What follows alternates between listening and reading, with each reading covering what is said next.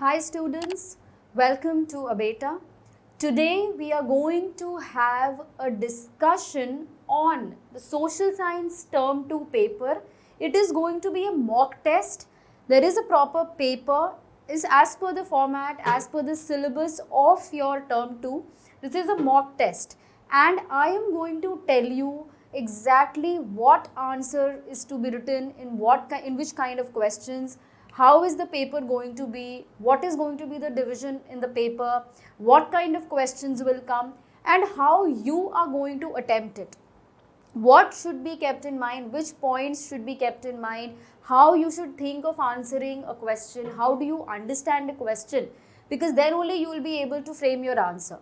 So looking at this simple mock test, I am going to define all that for you. So please be seated, please have attention, and let's start with our mock test preparation for term 2 SST. So this is written section A, which is very short answer type questions, and here the instruction is each question consists of 2 marks, 2 into 5. So first of all, let me tell you, there are 5 sections in your paper. Section A, which is consisting of 2 marks question, and out of 2 there are 5 questions. So 5 questions of 2 marks each, that is 10 marks. And here the word limit that is prescribed for you to write your answer is 40 words. So 40 words is the word limit for section A, that is very short answer type 2 marks question.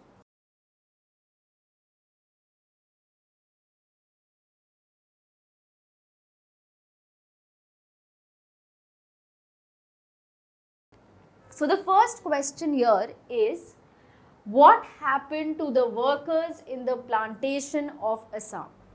So first identify whether it is history, political science, geography or eco. So this is from history. You get one question from history from that 2 marker section, that is, what happened to the workers in the plantation of Assam?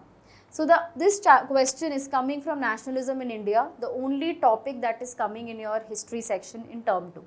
So the answer for this question, first of all, you must write all the answers in points.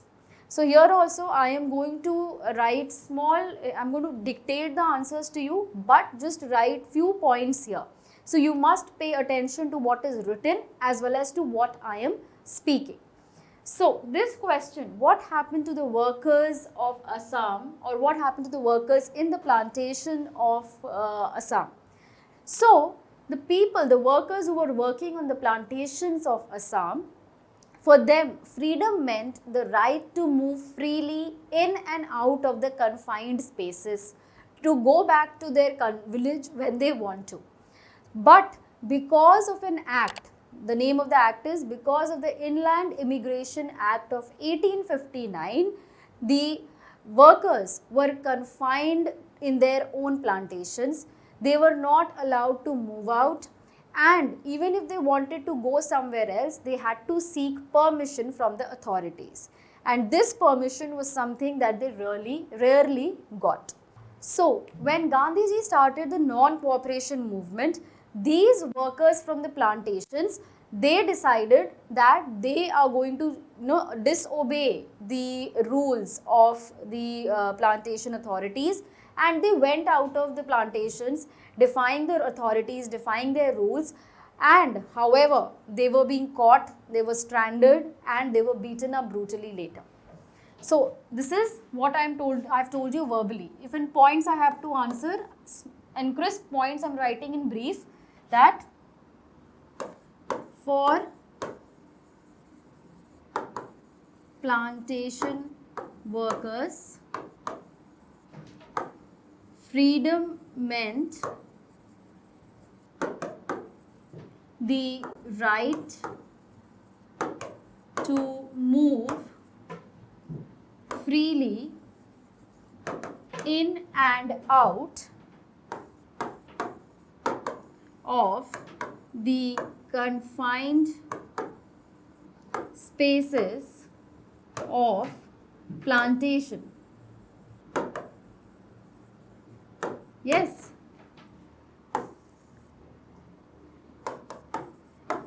Inland Immigration Act of 1859. This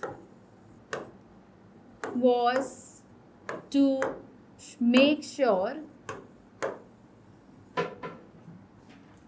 that workers can leave only after seeking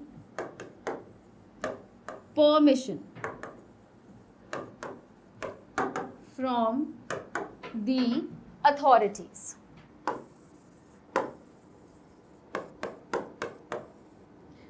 Which they rarely got.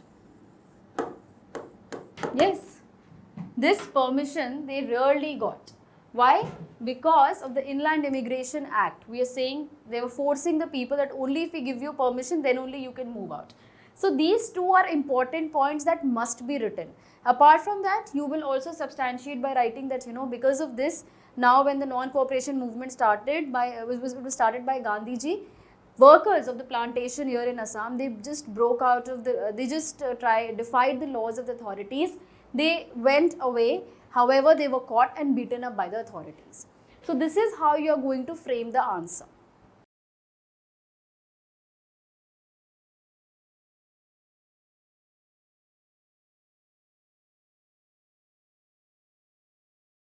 Coming to question number 2. Air transport is expensive, still it is popular in northeastern states. Why? So this is from geography. Now here, lifelines of national economy. This is the chapter. We have identified the question and the chapter.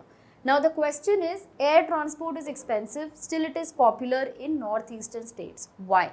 So the answer is, air transport is comfortable in northeastern states because there the terrain is dissected, there are large rivers, thick dense forest cover is there, mountainous region. So laying of railway tracks, roadways is not that efficient, especially to all the areas.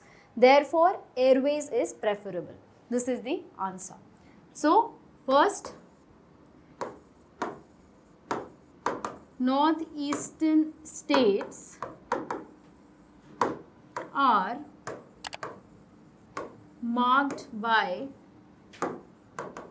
hilly and mountainous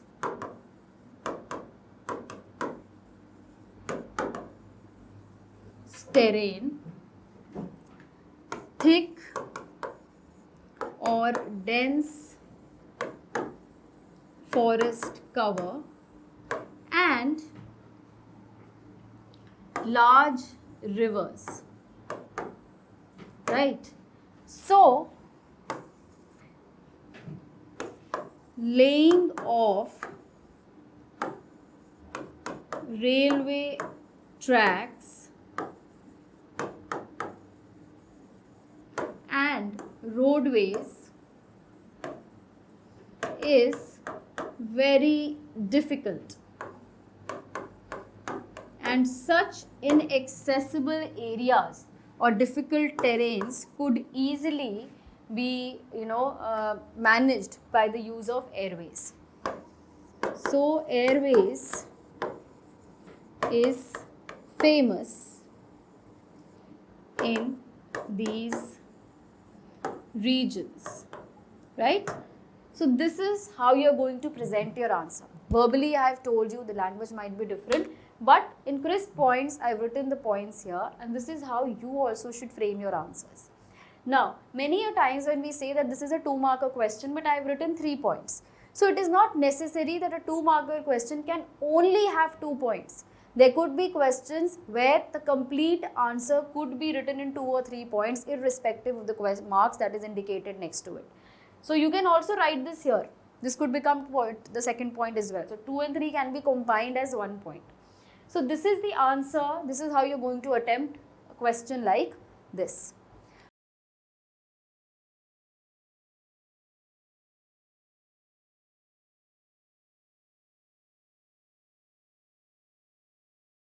Moving on to the third question. Why one-party political system is not considered a good democratic system?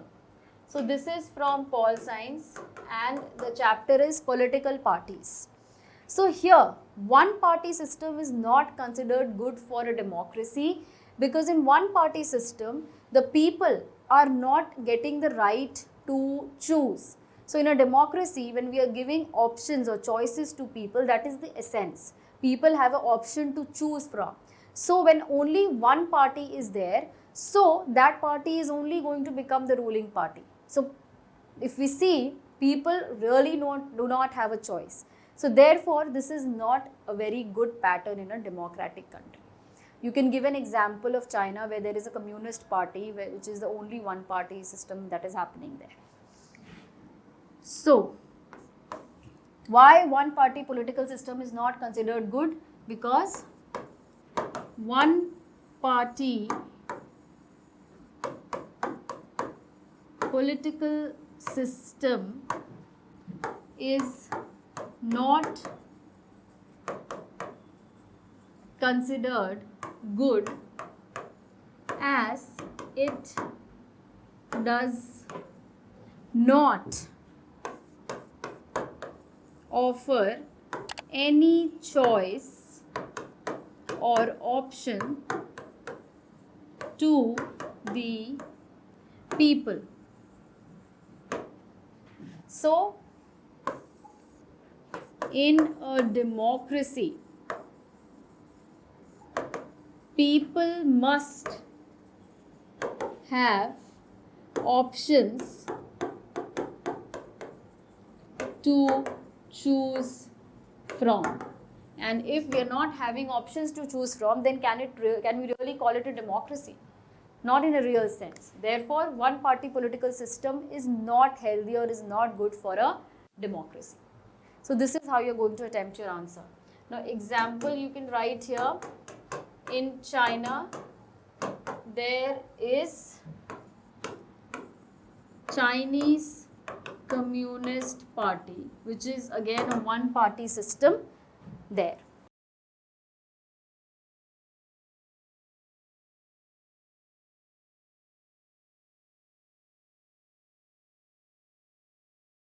So we have seen 3 questions from section 1, that is section A.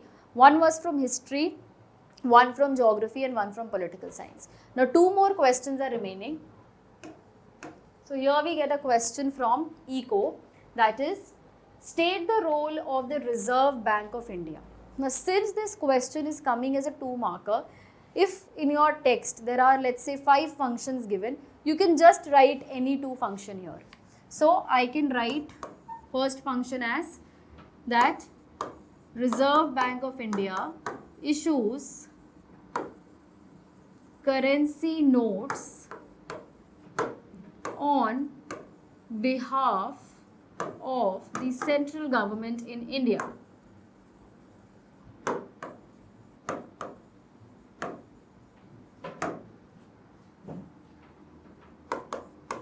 So this is the first function. It is issuing currency notes on behalf of the central government of India.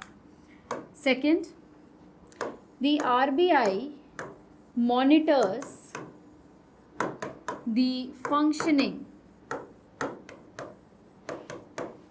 of the formal sector of credits. It monitors the functioning of the formal sectors of credit. Now I can write one more function. Now, although this question just demands 2 points, I am writing 2, 3 so that you understand. You can write any 2. The RBI sees that banks gives loans to not just the profit making organizations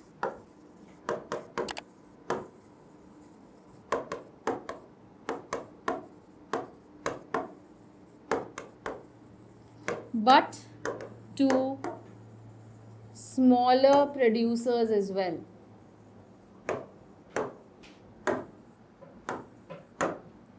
Apart from that, there are other functions also, like banks are required to periodically submit certain details to the RBI, like what kind of loan are they giving, at what rate of interest, to whom, for what time span, etc. So these are some of the functions of the RBI. In a question like this, which is of 2 marks, you can write any 2 points here.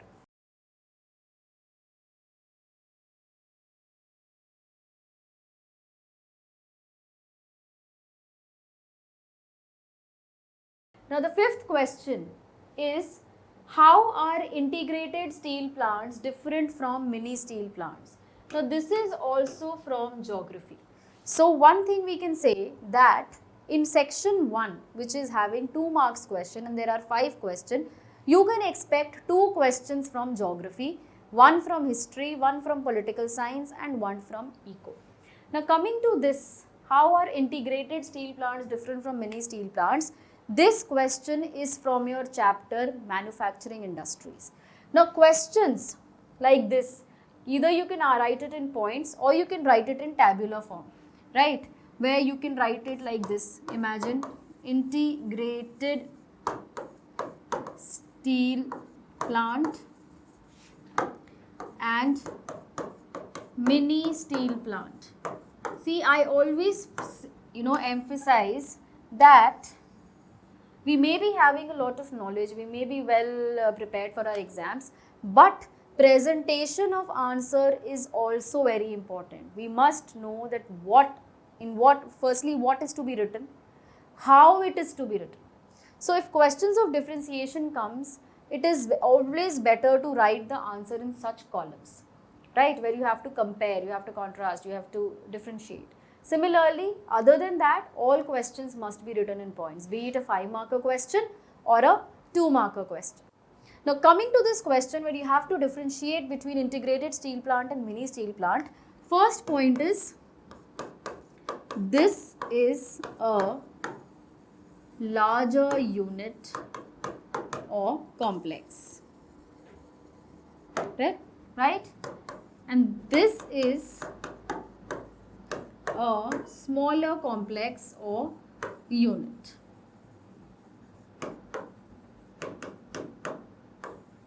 So this is the first point of difference. Second, in integrated steel plants, all the work is managed in the same complex, right from putting the raw materials together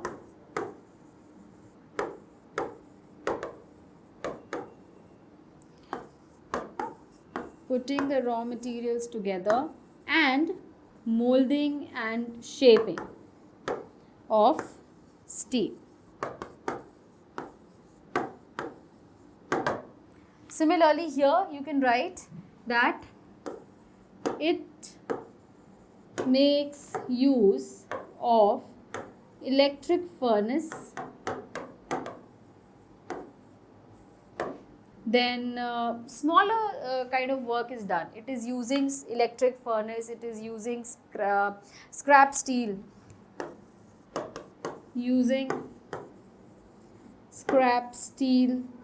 etc. to work.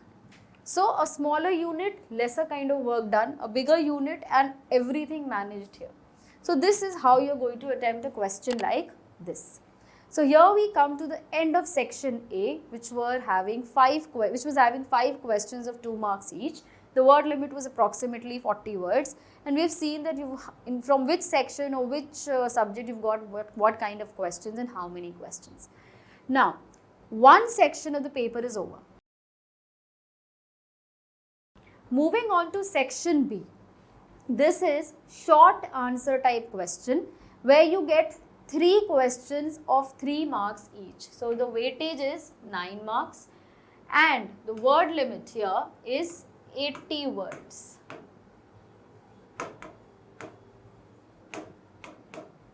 Right? 80 words is the word limit. Now, what kind of questions are there? Let's have a look. First question here. Okay, so here you are also having internal choices. When we came to section A, we should see that there was no choice given. All the questions were compulsory.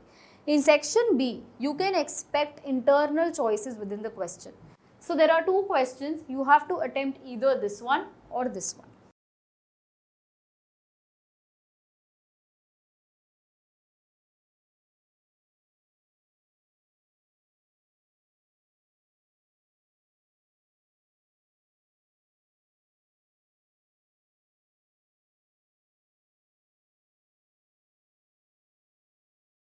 So let's read both the questions.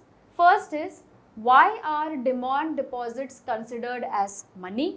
Second is, why do we need to expand formal sources of credit in India? Now both these questions are from ECO and from the same chapter, money and credit. Now it is up to you whether you want to attempt this one or this one. You can't attempt both the question, right?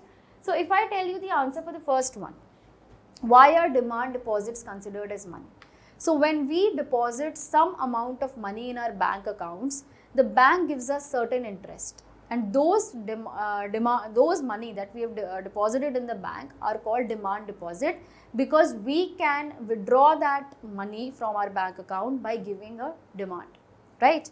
Now demand deposits have the essential characteristics of money. It is considered to be as money because for withdrawing the money, for making that demand, we need a check, and we are using check to withdraw that money to balance out our payments. So this is how we can say that money is used for buying and selling. It is used for settling out the payment. So similarly, by check, we are using that demand deposits for settling our payments, and that is why that money or demand deposit is considered as money. This is the answer to the first question. So if I write the answer to this part, first, demand deposits have essential characteristics of money. Check is issued against the demand deposits to settle out payments. Yes, check is issued because to access those demand deposit you need check, and check is issued against those demand deposits to settle out payments, and this serves the purpose of money. Therefore, demand deposit is considered as money. So this is the answer to the first question. Now if I talk about the answer to this question, so either this one or this one. Next question is, why do we need to expand formal sources of credit in India? So formal sources of credit needs to be expanded in India because of the following reasons. You must write this, and the first reason is, many rural households are still dependent on informal sources of credit, which is charging them a very high rate of interest. So a very high rate of interest is there. Second, people dependent on informal sources are having less ways to increase income because most of their earnings is going in paying the interest. So people dependent on informal sources are having less ways to increase income as major part of their income goes in paying interest. Third, the formal sector, which is systematic, is reasonable, should not just be available to a limited section of the society, that is to the richer household. It should be available to all. So, formal sector must be expanded to one and all. Okay, it should be there for one and all so that these problems are not there. So you're getting 2 questions from eco and there is an internal choice. It is up to you whether you want to attempt the first question or the second question. So one question you can expect from economics in your section B, which is a 3-marker question.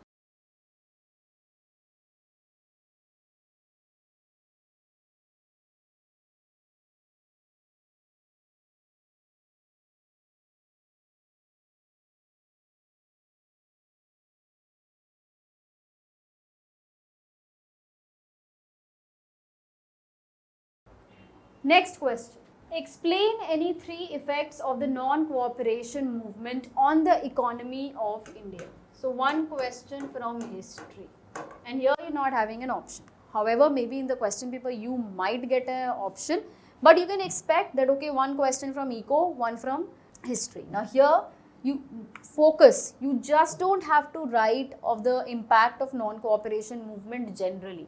The question is specifically asking you that the 3 effects of non-cooperation on the economy of India.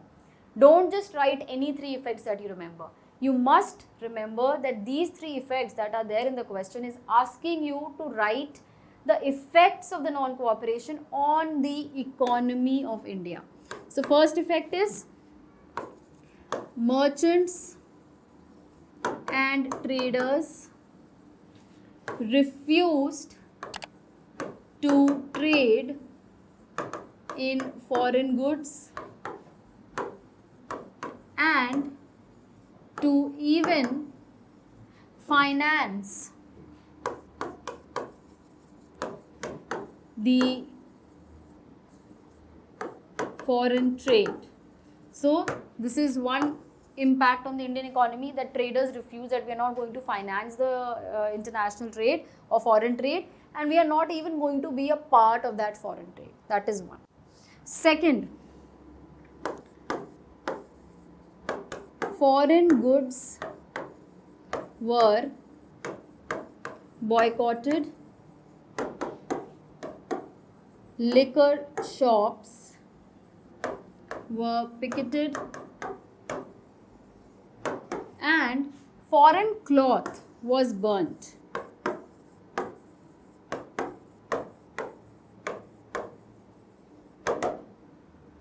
Third, import of foreign cloth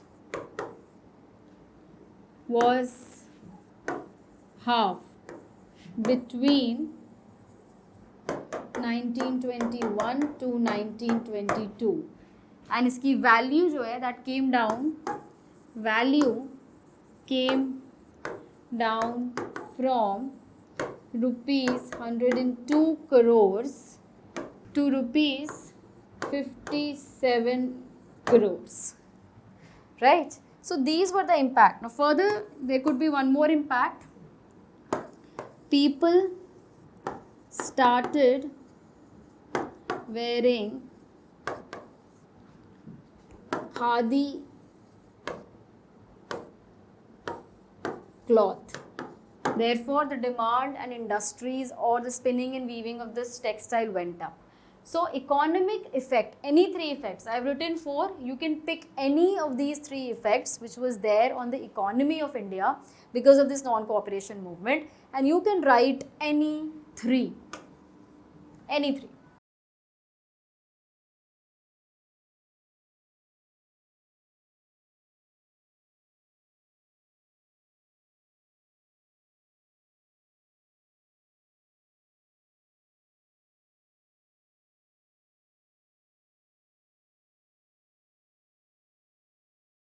There is one more question left. Now this is, explain the Indian National Congress or explain the Bahujan Samaj Party.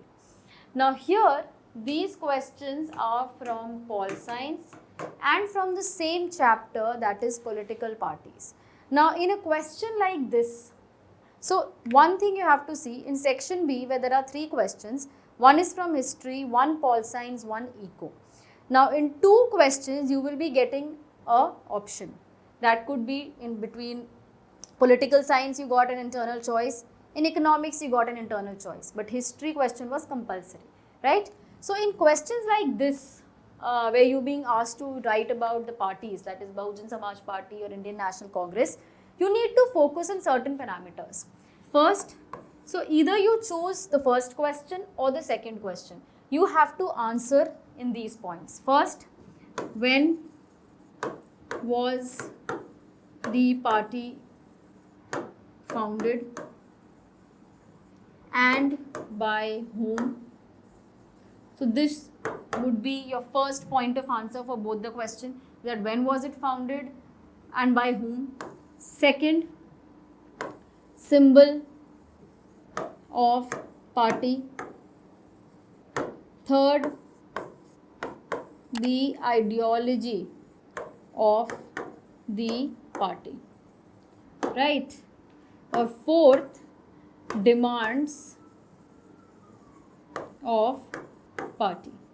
So usually when you read this chapter, political parties, there were mostly all these 4 points that were given for all the political parties that you've read about.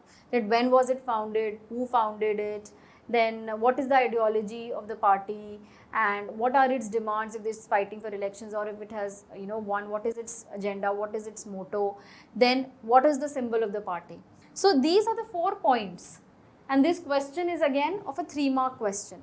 So you can choose any of these 3 points and accordingly attempt this question.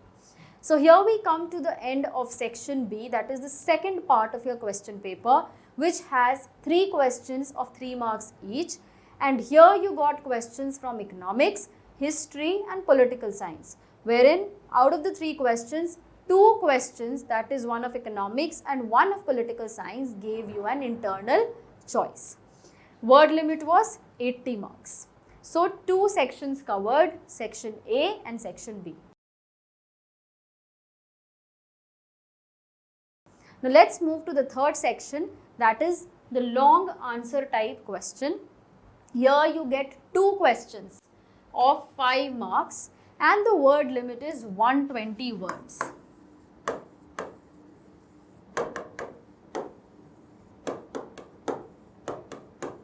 So 120 words is the word limit and you will be getting only 2 questions here. So one question, let's see which are the 2 questions and if you are getting an internal choice or not.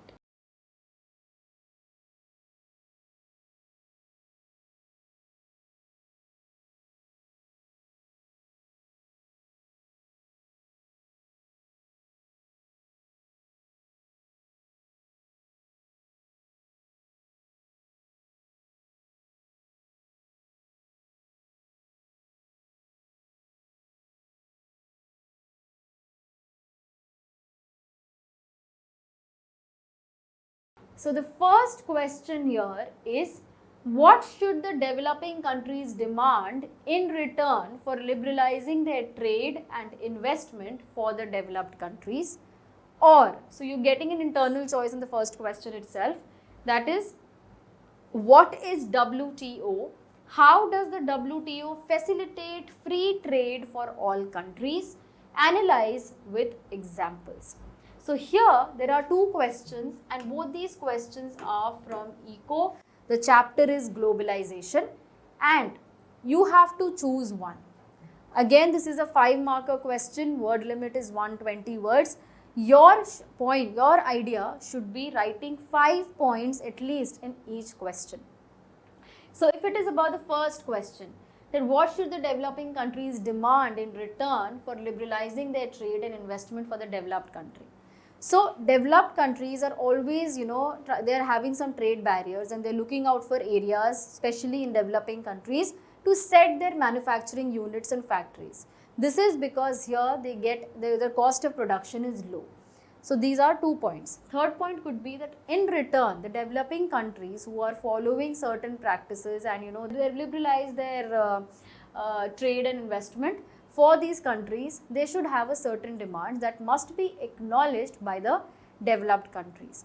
Like for setting up the factories, the developing countries must demand in return that strict labor laws must be followed. Then proper wages and incentives should be given. Health, environment, everything should be taken care of. Job security should be there. So these should be the demands of the developing countries to the developed countries for liberalizing their trade and investment for these countries. So the answer for this one, first, implement and follow strict labor laws for both skilled as well as unskilled labor. For both skilled and unskilled labor. Second thing would be better wages, job security,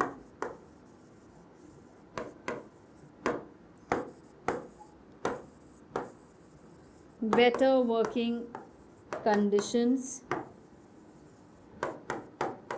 Well, everything, however, comes under labor laws, that all these things must be followed. So these are 4 points. One point could be that these developed countries are retaining some trade barriers, and they are using it to establish their factories or units of production in the developing countries. Why? Because there the cost of production for these countries is less. So in return, the developing countries must ask for these. So this is the answer to the first question. Now if you plan to attempt the second question, so this is, what is WTO? So it is World Trade Organization.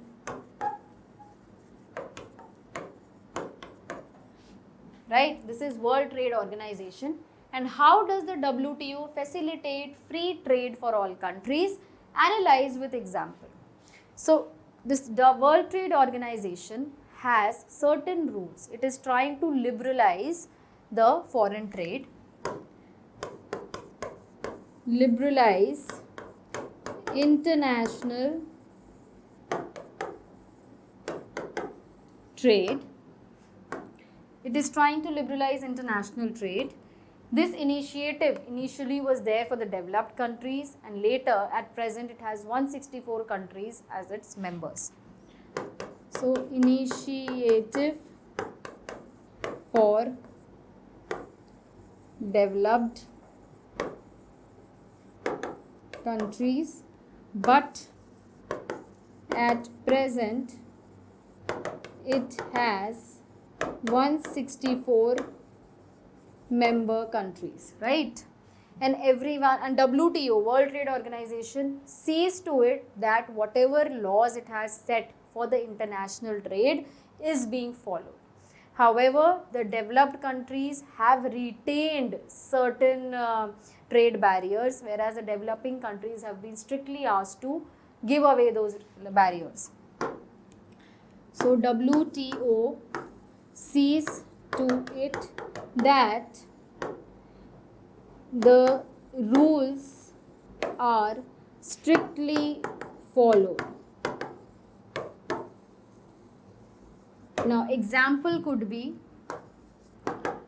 USA, which is a developed country, has retained trade barriers. Right? USA or developed countries have retained trade barriers, and developing countries or underdeveloped countries like India have been forced to give away those trade barriers. As a result, what has happened? That in US, for example, the people who are involved into agriculture, they are getting a lot of money from their government for production of goods also and for exporting it also. So what happens if I am a worker, agricultural, I am a farmer in US, I'm getting a lot of money from US government for production also and for exporting. So when I'm going and exporting it, I'm selling that my farm product in some other country's market. So I can sell it at abnormally low price. Why? Because I'm able to already make money from my government which is giving it to me. However, this is not the case with the developing and the underdeveloped countries. There the government is asked to not have any trade barriers. As a result, the government is not able to give in so much of money to their peasants. As a result, when in a market there is a US farmer who is selling his product and then there is an Indian farmer who is selling his farm product, the US farmer will be able to sell his product at abnormally low cost, whereas the Indian farmer will not be able to do so because he is not getting any kind of money from the Indian government. So this is why we say that even though WTO says that okay, there has to be trade barriers and rules have to be followed, but still we see that developed countries like US etc. have unfairly retained certain trade barriers. So the answer is to be written in that manner. You can elaborate on the example that I've just told you. So this is how you're going to attempt this question. So this was one question where you got an internal choice, and this question was from economics.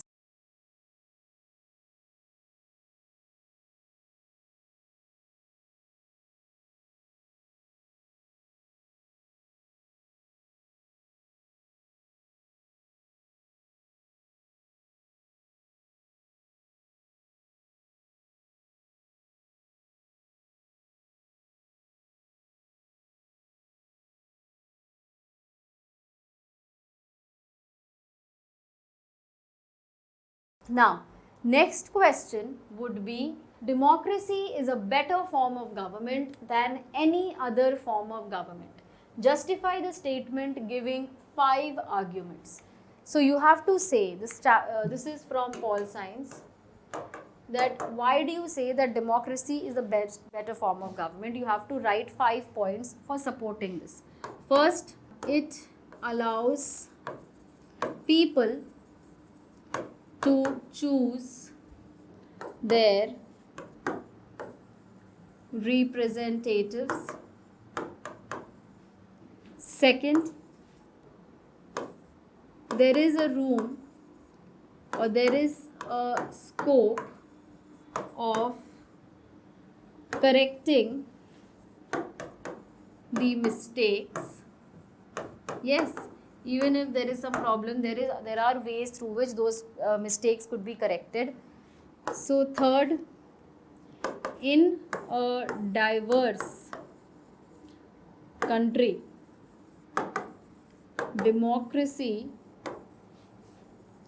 is able to accommodate and have peace. Yes, if there is a difference, if there is diversity, so democracy is able to accommodate those differences and have peace in the country. Then fourth, dignity of citizens is not compromised. And then democratic government is the accountable and responsive government. Yes, it is accountable form of government also, and it is the responsible, it is accountable, responsible, and even responsive form of government. Then I can also write one more point. Quality of decision making is also good in a democratic form of government. So I've written some 6 points here where I am justifying myself to say that yes, democratic form of government is the best form of government because of these reasons. Now you can choose any 5 and write the answer. So children, you must remember that we've discussed the third section also. There you got 2 questions in which one question had an internal choice. So the paper is going to be in a similar manner. If in section A you're getting 5 questions and in that 5 questions 2 were from let's say geography. So in your main paper you can expect or you can be assured that 2 questions would be there in section A from geography. Why? Because the question paper, which is of 40 marks, has the weightage, equal weightage. History 10, geography 10, pol science 10, eco 10. And only if this pattern is followed and that the way we are discussing, then we can see that yes, history is there for 10, geography 10, pol science 10 and eco 10. So we've discussed the third section also. That was a long answer type question. Here you got 2 questions, one from eco, one from pol science, and you can expect an internal choice in one of the questions. Here you got that choice in the eco question. Now coming to section D, this is a case based question or a case study based question. Here you will be getting 2 questions of 4 marks each. So case 1 and case 2. Case 1 is of 4 marks, case 2 is of 4 marks, right? Case 1 will be history and case 2 would be geography. So total 4 plus 4 is equal to 8 marks, right? So now you understand, one case of 4 marks, second case of 4 marks, which is total 8 marks. Now one case for sure history, one case for sure geography. Now 4 marks का division क्या है?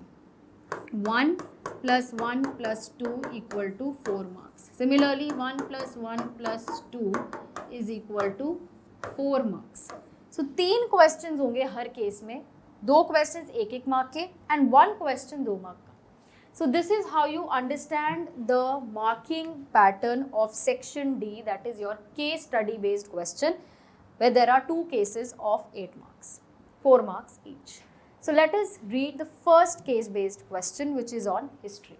Read the given text and answer the following questions. So this is a text and on the basis of this you can get a question. So many times the question that you get could be directly from this text, and many times it could be in the context of this because you've already read a chapter. So let's see what is the case with this one. Emboldened with this success, Gandhiji in 1919 decided to launch a nationwide satyagraha against the proposed Rowlatt Act. This act had been hurriedly passed to the Imperial Legislative Council despite the united opposition of the Indian members. It gave the government enormous power to repress political activities and allowed detention of political prisoners without trial for 2 years. Mahatma Gandhi wanted non-violent civil disobedience against such unjust laws, which would start with the Hartal on 6th April. Rallies were organized in various cities, workers went on strike in railway workshops, and shops closed down. Alarmed by popular upsurge and scared that lines of communication such as the railways and telegraph would be disrupted, the British administration decided to clamp down on nationalists. Local leaders were picked up from Amritsar and Mahatma Gandhi was barred from entering Delhi. On 10th of April, the police in Amritsar fired upon a peaceful procession, provoking widespread attacks on banks, post offices and railway stations. Martial law was imposed and General Dyer took command. So this is exactly one paragraph that has been taken from your NCERT textbook only.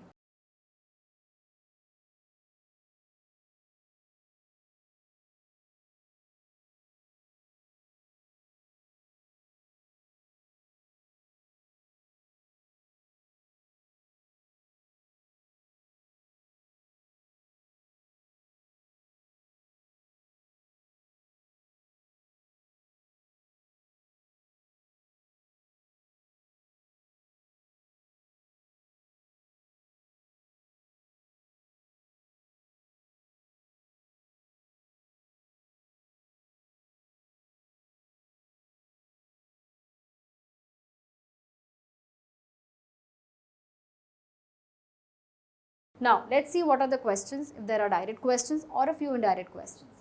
So, this one is of 1 mark and 2 marks. So, total 4 marks, right? First question, which movement was the first venture of Gandhiji in all India politics? So, the answer is Satyagraha, right, against the Rowlatt Act. So, you can write the answer here, it was the Satyagraha or the Rowlatt Satyagraha. Both the answers are correct. Okay, second question. What was the reason behind the passing of Rowlatt Act according to the given text? So, according to the given text, the Rowlatt Act was passed through the Imperial Legislative Council despite the united opposition of the Indian members, and it gave the government enormous power to repress the political activities and also allowed the detention of political prisoners without trial for 2 years. So, this part is answer 2. This is the answer for the second question. Now, the third one. Which 2 steps were taken by the British government in India to clamp down on the nationalists? This also you can find it in the text. This is first, local leaders were picked up from Amritsar and Mahatma Gandhi was barred from entering Delhi. That is one. Second, on 10th of April, firing was done on peaceful procession and General Dyer took command and martial law was imposed. So, these 2 are the points, first and second. So, you see all the answers you've got from the text only, direct questions. So, very easy. It's just that you need to read the text very, very carefully. Moving on to the second text. This is, like I told you, would be from geography. Chota Nagpur Plateau region has the maximum concentration of iron and steel industries. It is largely because of the relative advantages this region has for the development of this industry. These include low cost of iron ore, high grade raw materials in proximity, cheap labor, vast growth potential, the home market. Though India is an important iron and steel producing country in the world, yet we are not able to perform to our full potential, largely due to A. High cost and limited availability of coking coal, B. Lower productivity of labor, C. Irregular supply of energy, and D. Poor infrastructure. So, this is there from your geography chapter.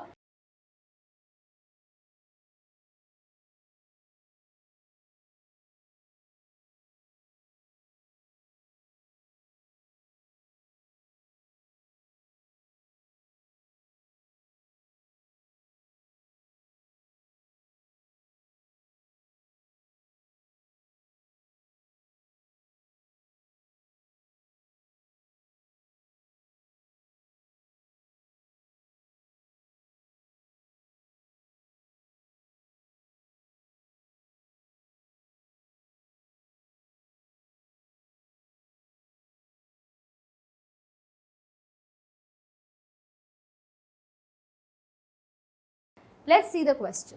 Question number 1. Bokaro steel plant is in Jharkhand. Salem steel plant is in Tamil Nadu. Burhanpur steel plant is in which state of India? Now, this is in context to this chapter. This is in context to this text, but if you see, this is an indirect question if you specifically talk about the text that is being given to you. You don't find any of this written here.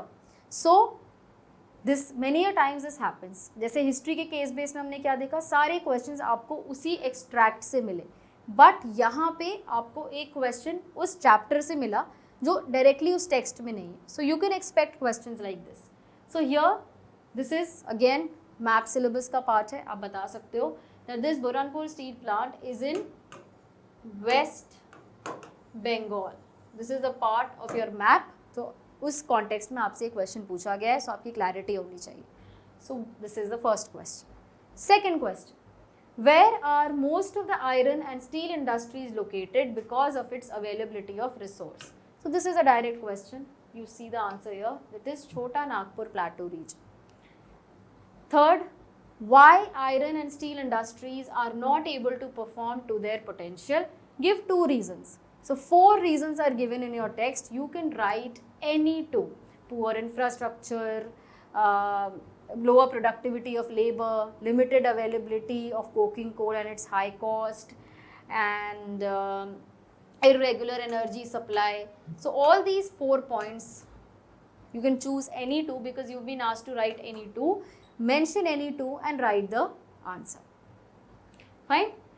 So this is the end of section D, which is the 4th section of your paper, where case based questions have been asked. 1 case from history, 1 from geography, 4 marks each, and you have to attempt both the case based question. You don't have an option to choose any one, you have to attempt both.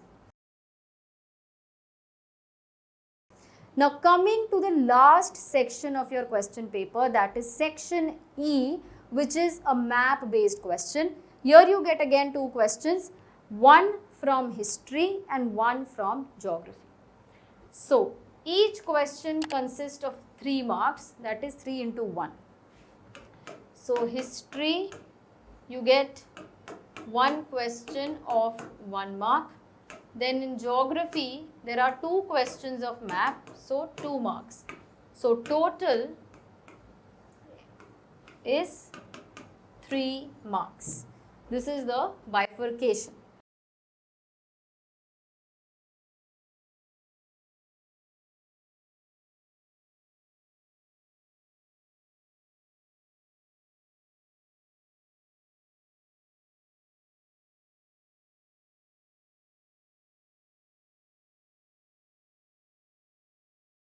So let's see, there are 2 questions. First one, on the given political map of India, one place is marked as A. Identify it with the help of the given information. You have to identify it and you have to write its name. The hint is the place where the non-cooperation movement was called off. So this is from history, and so this is the map. ऐसी एक map आएगा जहाँ पे एक जगह आपको locate की गई है, उसका हिंट गिवन है आपको, the place where the non-cooperation movement was called off. Now you have to write it here. Which is that place? This is Chauri Chaura in Gorakhpur, UP. This is the complete answer. Don't just write it on the answer sheet that okay, this is Chauri Chaura, UP. You must also mark it on the map, because see, an arrow is given. You have to mark it on the map as well, that this is Chauri Chaura, Gorakhpur, UP. Right? Many a times बच्चे इसमें क्या गलती करते हैं, अपने answer sheet में लिख देते हैं 13.1 चौरी चौरा यूपी, और मैप में उसको लिखते ही नहीं है. So in that case there are chances कि आपके हाफ मार्क्स डिडक्ट हो जाएंगे. So you have to make sure कि मैप पे तो ज़रूर मार्क करना है, मैप पे तो लिखना ही है, तो वहाँ पे 1 मार्क मिलेगा कंप्लीट. या फिर मैप पे भी करो, आंसर शीट में भी लिखो. बट अगर सिर्फ आंसर शीट में लिखा है, मैप में मार्क नहीं करा है, then you will lose half a mark. Now 13.2, on the given below outline map of India, mark and locate the following. So here you are having 2, I told you 2 questions from geography. First is Tarapur nuclear power plant, and second is Raja Sansi International Airport. So this is in Maharashtra, and this is the international airport of Amritsar, Punjab. So you have to mark it. Now this I have just written for your sake. Now you have to mark this on the map. So the first one is Tarapur nuclear power plant. So Tarapur nuclear power plant is here. So I can just, I'll write it here. This is Tarapur nuclear power plant. Right, this is there.